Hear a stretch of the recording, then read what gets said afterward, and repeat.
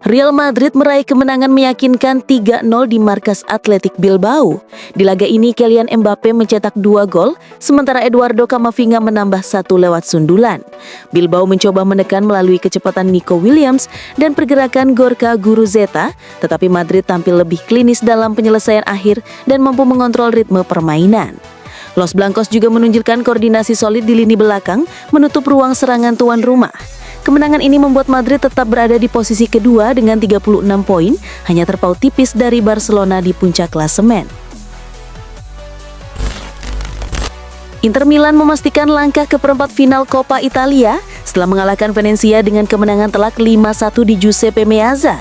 Andy Diouf membuka keunggulan pada menit ke-18, disusul Francesco Esposito 2 menit kemudian. Marcus Thuram menambah gol ketiga di babak pertama dan kembali mencetak gol di awal babak kedua sebelum Ange Boni melengkapi pesta 5 gol Inter. Venezia hanya mampu memperkecil kedudukan lewat Ricci Sagrado. Sementara itu Napoli juga melaju setelah menyingkirkan Cagliari lewat adu penalti 9-8. Laga waktu normal berakhir 1-1. Dengan Napoli unggul lebih dulu lewat sundulan Lorenzo Luca sebelum Cagliari menyamakan kedudukan melalui Sebastiano Esposito. Di babak tos-tosan 2 penendang Cagliari gagal, sementara Napoli hanya 1 kali gagal, sehingga mereka berhak melaju ke babak berikutnya. Arsenal meraih kemenangan 2-0 atas Brentford di Emirates Stadium pada pekan ke-14 Premier League. Di laga ini, Mikel Merino membuka skor pada menit ke-11 sebelum Bukayo Saka memastikan kemenangan di masa injury time. Arsenal menguasai jalannya pertandingan, mendominasi penguasaan bola dan menciptakan sejumlah peluang, sementara Brentford lebih mengandalkan serangan cepat dan bola-bola mati.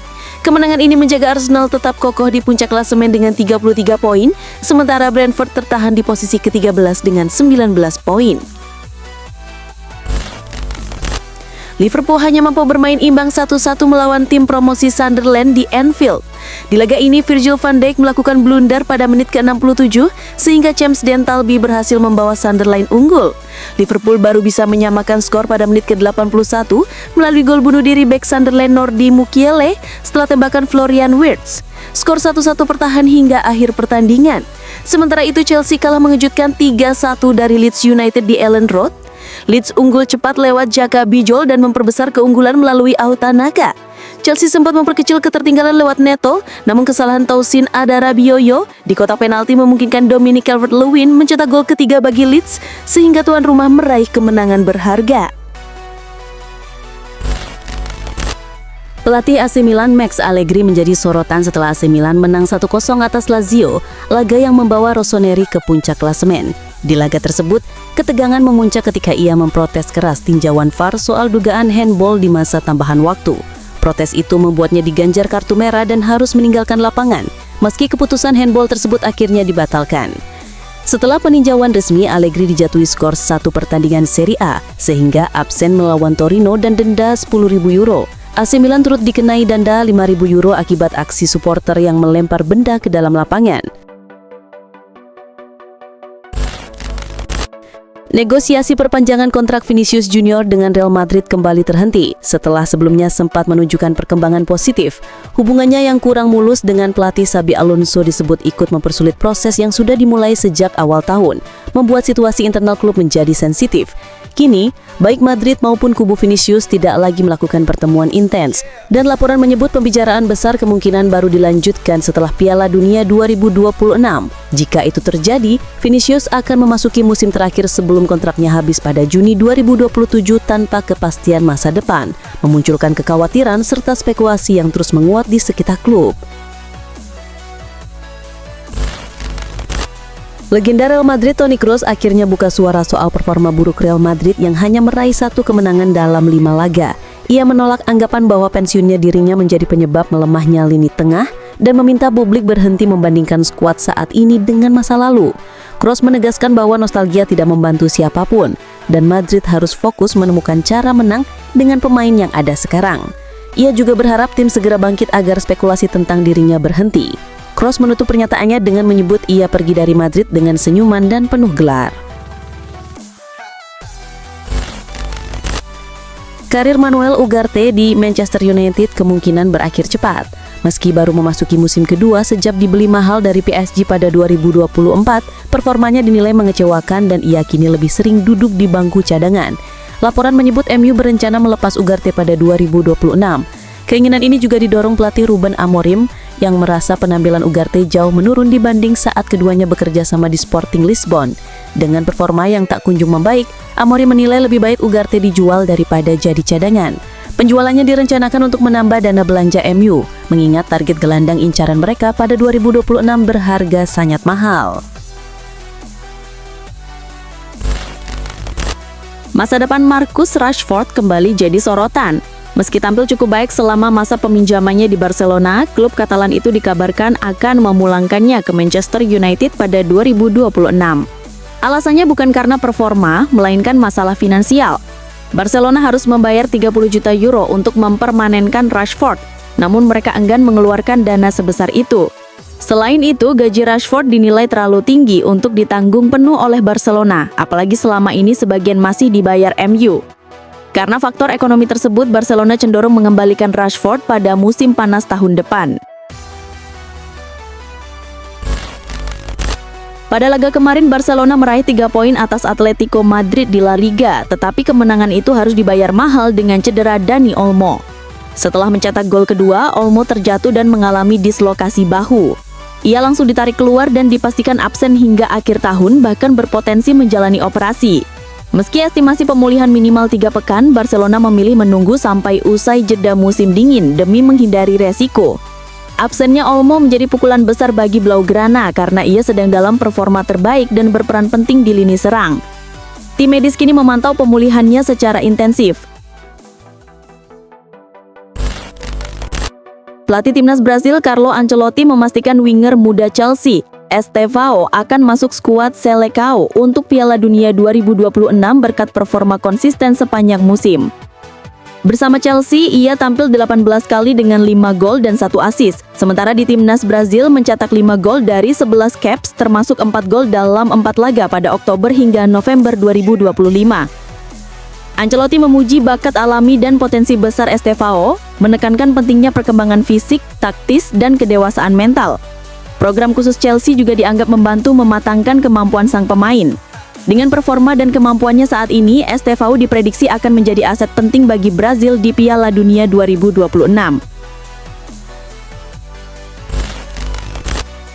Arsenal dikabarkan mempertimbangkan gelandang Manchester United, Kobbie Mainoo, sebagai pengganti sementara Martin Odegaard jika cedera kapten Norwegia berlanjut. Mainoo jarang dimainkan di Old Trafford, hanya mencatat 171 menit di Liga Premier sehingga terbuka untuk mencari waktu bermain lebih banyak.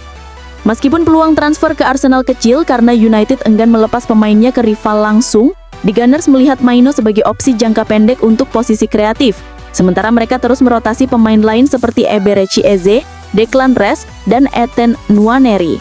Keputusan ini menunjukkan Arsenal mulai menyiapkan solusi jika Odegaard absen lebih lama pada periode krusial awal 2026. Erling Haaland menembus 100 gol di Premier League setelah mencetak 1 gol dalam kemenangan 5-4 Manchester City atas Fulham. Ia mencapai pencapaian ini dalam 111 pertandingan bersama City. Media Inggris Talksport memprediksi lewat simulasi AI bahwa Haaland bisa menyamai rekor 260 gol Alan Shearer dalam 287 pertandingan.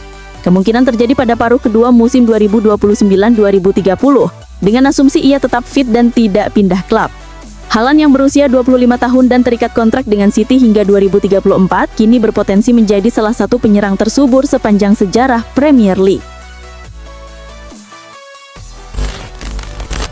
Manchester United dikabarkan menargetkan Harvey Barnes dari Newcastle United sebagai rekrutan baru untuk lini serang mereka. Barnes yang bergabung dengan Newcastle pada 2023, perlahan menjadi pemain kunci dan musim ini mencatat 7 gol serta 2 assist, menunjukkan performa yang konsisten. MU menilai Barnes cocok dengan taktik Ruben Amorim karena fleksibilitasnya, mampu bermain di sayap maupun di posisi di belakang striker. Setan Merah dilaporkan sudah mengajukan tawaran sekitar 53 juta pounds dengan harapan sang pemain bisa pindah ke Old Trafford pada 2026 dan menjadi bagian penting dari lini serang mereka. Legenda sepak bola Spanyol Gaisca Mendieta menilai Bruno Fernandes memiliki kualitas dan karakter yang cocok untuk bermain di Barcelona. Mendieta menyoroti perubahan peran Fernandes musim ini di Manchester United, yang kini ditempatkan lebih dalam bersama Casemiro dalam sistem 3-4-2-1. Berbeda dari musim sebelumnya, di mana ia menjadi tumpuan dengan 19 gol dan 19 assist. Faktor usia dinilai bukan halangan, mengingat contoh Ilkay Gundogan yang sukses di Barca di usia 30-an. Mendieta menyebut kondisi Fernandes yang tidak bermain di posisi idealnya di United bisa menjadi alasan kuat untuk mempertimbangkan transfer ke La Liga, terutama ke Barcelona. Real Madrid kembali mendapat kabar buruk karena Ferland Mendy mengalami cedera otot di kaki kanan, yang membuatnya dipastikan absen hingga akhir 2025. Bek kiri berusia 30 tahun ini baru saja kembali bermain setelah menepi sejak April akibat cedera serius di final Copa del Rey, dan menjalani operasi serta masa pemulihan panjang. Cedera terbaru muncul hanya seminggu setelah penampilan solidnya melawan Olympiakos, yang sempat menumbuhkan harapan kebangkitannya. Kondisi ini menimbulkan kekhawatiran lebih lanjut mengenai kebugaran Mendy, mengingat ia beberapa musim terakhir sudah sering menghadapi masalah cedera, dan kini harus kembali menjalani rehabilitasi yang panjang. Inter Milan tengah mempertimbangkan perubahan besar di posisi penjaga gawang untuk musim 2026-2027, dengan Guglielmo Vicario menjadi target utama. Kiper Tottenham ini dilaporkan ingin kembali ke Serie A, membuka peluang bagi Inter yang berencana berpisah dengan Jan Sommer. Namun, negosiasi diperkirakan tidak mudah karena Tottenham mematok harga minimal 25 hingga 30 juta euro, lebih tinggi dari kebijakan Inter yang lebih mengutamakan pemain muda berbakat dengan gaji rendah. Klub kini harus menilai apakah investasi besar ini layak, terutama karena persetujuan pemilik baru terkait alokasi dana belum pasti. Masa depan Arkadiusz Milik di Juventus semakin tidak pasti setelah lebih dari 500 hari absen akibat cedera serius pada musim panas 2024. Striker Polandia berusia 31 tahun itu mengalami pemulihan yang lambat dan meski bekerja keras untuk kembali ke performa terbaik, serangkaian pembelian pemain baru membuat posisinya di tim semakin terancam.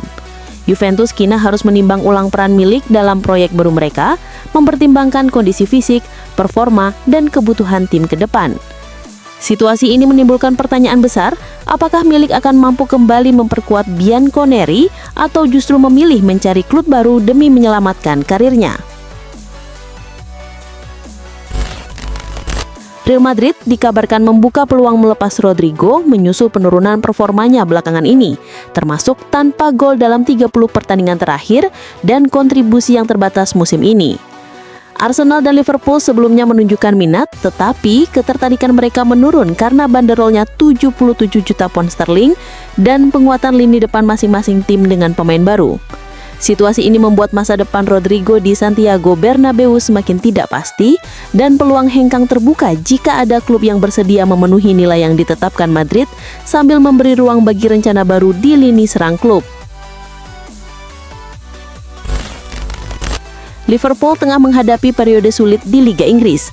Meskipun menang 2-0 atas West Ham, kemenangan itu hanya mengakhiri rentetan 3 kekalahan beruntung dengan margin 3 gol, dan tim tetap tertahan di posisi 8, tertinggal 9 poin dari Arsenal di puncak klasemen.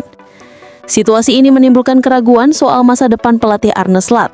Legenda Manchester United, Rio Ferdinand, menilai pergantian pelatih mungkin terjadi jika tekanan dari tribun dan supporter terus meningkat. Ferdinand menyebut Steven Gerrard sebagai kandidat paling mungkin dipanggil untuk menstabilkan tim, mengingat statusnya sebagai legenda klub dan kemampuannya menenangkan situasi dalam kondisi genting. Bayern Munich dikabarkan akan menghentikan perburuan Ibrahima Konate dan Marc Guehi jika Dayot Upamecano memperpanjang kontraknya. Kontrak Upamecano sendiri akan habis pada Juni 2026.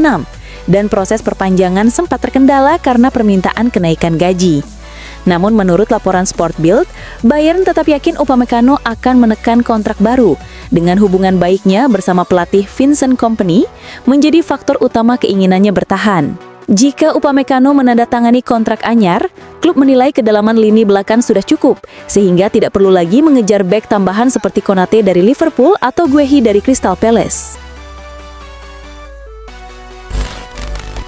Davide Fratesi belum menunjukkan peningkatan performa di Inter setelah kedatangan Christian Kivu dan perubahan sistem permainan. Bahkan menit bermainnya menurun dibanding musim lalu. Hal ini membuka peluang kepergiannya pada bursa Januari dengan Napoli menjadi peminat utama. Klub Italia itu membutuhkan gelandang dinamis, muda, dan siap pakai untuk menggantikan pemain yang cedera panjang. Inter memiliki beberapa opsi, menolak mentah-mentah, mempertimbangkan negosiasi teknis, atau membuka negosiasi dengan syarat valuasi Fratesi dinaikkan. Kebutuhan mendesak Napoli dan performa Fratesi yang belum maksimal membuat transfer ini menjadi salah satu topik paling menarik menjelang Januari.